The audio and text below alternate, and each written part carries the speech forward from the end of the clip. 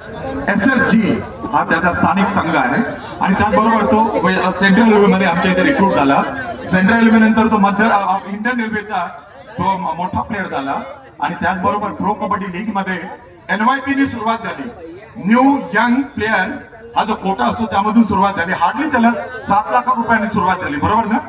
7 लाख रुपयांनी base price वरती त्याची सुरुवात झाली आणि त्यानंतर पंकजचा ग्राफ वाढत गेला. त्यामध्ये त्याची मेहनत आहे, खूप मेहनत आहे. आणि पंकज यावर्षी तू सेकंड टाइम किती घेतले सांग? 7 लाख मध्ये किती ना बोलायचं? 1 करोड प्लस एवढा प्राइस झालेला आहे पंकजचं. सर पंकजसाठी मी त्याच्या घरी जायचो सर, तेव्हा शब्द सांगतो. मी रेल्वेचा कोच होतो सर, त्याच्या घरी जायचो आणि रिझन हेच होतं की हा मुलगा मला पाहिजे. 4 वेळा त्याच्या घरी गेलेलो आहे. हा एवढा जेंटल मुलगा आहे, एवढा डिसेंट मुलगा आहे साहेब, असे कबड्डी प्लेअर भेटत नाही सर. बस एवढं समजा ना, हे मॅट आहे ना तेवढं त्याचं घर होत साहेब. आणि माझी इच्छा होती की हा एक मोठ्या फ्लॅट मध्ये गेला पाहिजे आणि देवानी बघा त्याला काय दिलं आणि ते आज मोठ्या फ्लॅट मध्ये गेलेलं बिकॉज ऑफ कबड्डी, बाकी काही नाहीये. छत्रपती पुरस्कार सुद्धा मिळालेला आहे पंकजला. पंकज तुला ऐकू इच्छितात बोलायचं, तुझी तयारी, तुझी प्लॅनिंग या मॅच बद्दल? सर्वप्रथम तर सर्वांना नमस्कार. आणि इकडे खेळायला आलेल्या जे टीम होत्या, जे क्वालिफाय झाले किंवा फायनल पर्यंत आला, त्या सर्व चांगल्या टीम होत्या. आणि मला असं वाटतं पुणे पण एक बेस्ट टीम आहे.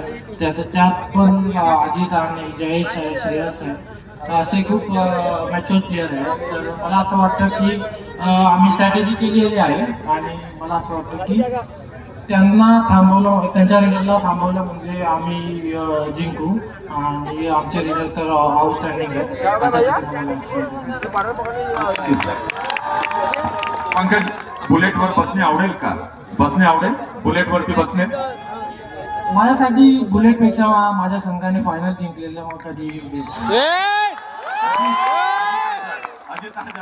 अजित सब लोग यही बोलते हैं कि बुलेट पे विदर्भ के लोगों की तालियों में दम होनी चाहिए और मैं हमेशा बोलता हूं कि तालियां बजानी है तो होलसेल में बजाओ यार, चिल्लर में बिल्कुल नहीं बजनी चाहिए.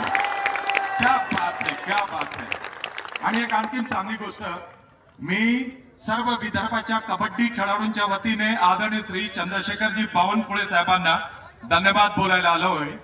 कारण की जसं मी खंत व्यक्त केलेली आहे साहेब, ही खरी गोष्ट आहे की मुंबईमध्ये, महाराष्ट्रामध्ये, देशामध्ये ज्या ज्या ठिकाणी अखिल भारतीय स्तराचे कबड्डीचे सामने होतात त्या ठिकाणी शिवाजी पार्कमध्ये माननीय खासदार शिवसेनेचे अनिल देसाई सर अखिल भारतीय स्तराची कबड्डी स्पर्धा घेणार आहेत.